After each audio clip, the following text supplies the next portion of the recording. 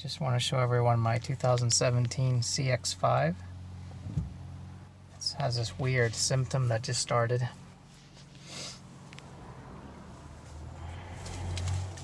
Tried changing the battery in the fob already. That's the fob. Green light comes on. Engine starts no problem.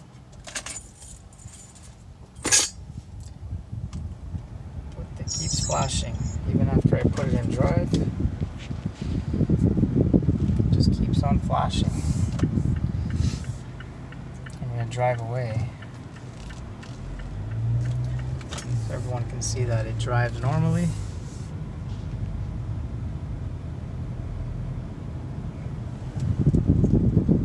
Everything seems to function. That's the light. It won't stop flashing until you turn off the vehicle. If anyone can help me out, that'd be awesome. Yeah, thanks.